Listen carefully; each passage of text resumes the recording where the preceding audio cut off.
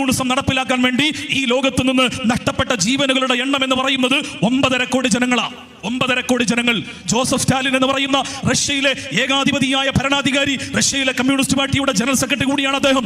അദ്ദേഹത്തിന്റെ ഭരണകാലഘട്ടത്തിൽ 4.5 കോടി ജനങ്ങൾ, അഥവാ കേരളത്തിലുള്ള മൊത്തം ജനസംഖ്യയുടെ എണ്ണത്തെക്കാൾ കൂടുതൽ മനുഷ്യരെ കമ്മ്യൂണിസം നടപ്പിലാക്കാൻ വേണ്ടി റഷ്യയുടെ മണ്ണിൽ നിന്ന് എന്നേക്കുമായി ഇല്ലാതാക്കിയ ആശയത്തിന്റെ പേരാണ് കമ്മ്യൂണിസം എങ്കിൽ ആ കമ്മ്യൂണിസ്റ്റുകാരാണ് ജമാഅത്തെ ഇസ്ലാമിക്കാരെ കുറിച്ച് തീവ്രവാദം പറയുന്നത്.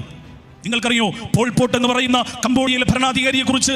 കംബോഡിയ എന്ന് പറഞ്ഞാൽ ഒരു കാലത്ത് കമ്മ്യൂണിസ്റ്റ് രാജ്യമാണ്. പോൾ പോട്ട് എന്ന് പറഞ്ഞു കഴിഞ്ഞാൽ കമ്മ്യൂണിസ്റ്റ് പാർട്ടിയുടെ ജനറൽ സെക്രട്ടറിയാണ് അദ്ദേഹം. പോൾ പോട്ട് എന്ന് പറയുന്ന ആ ഭരണാധികാരി കംബോഡിയയിൽ അധികാരം കിട്ടിയപ്പോൾ അവിടെയുള്ള മൊത്തം ജനസംഖ്യയുടെ 25% 1/4 ജനങ്ങളെ യമപുരിയിലേക്ക് അയച്ചു. എങ്ങനെയെന്നറിയോ? അത്യധികം ക്രൂരമായി.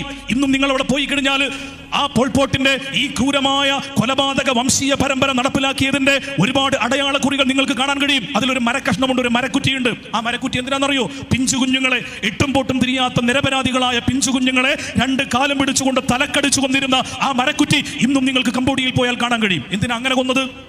അത് പോൾ പോട്ടിന്റെ ഒരു തന്ത്രമായിരുന്നു. എന്താ തന്ത്രം എന്നറിയോ? കുഞ്ഞുങ്ങളെ കൊല്ലാൻ വേണ്ടി വെറുതെ ബുള്ളറ്റ് ചെലവാക്കണ്ടല്ലോ, അതിന് പൈസ ചെലവാക്കണ്ടല്ലോ. ബുള്ളറ്റ് ചെലവാക്കാൻ പൈസ കൊടുക്കേണ്ടതില്ല എന്ന് പറഞ്ഞ്, അതിന് ബജറ്റിൽ പൈസ വെക്കാൻ പാടില്ല എന്ന് പറഞ്ഞുകൊണ്ട് ആ ബുള്ളറ്റ് പോലും ചെലവഴിക്കാതെ പിഞ്ചു കുഞ്ഞുങ്ങളെ അത്യധികം ക്രൂരമായി തലക്കടിച്ചു കൊന്ന ഭരണാധികാരിയുടെ പാരമ്പര്യമുള്ള ആശയത്തിന്റെ പേരാണ് കമ്മ്യൂണിസം എങ്കിൽ ആ കമ്മ്യൂണിസ്റ്റുകാരാണ് ജമാഅത്തെ ഇസ്ലാമിയെ കുറിച്ച് തീവ്രവാദികൾ എന്ന് പറയുന്നത്.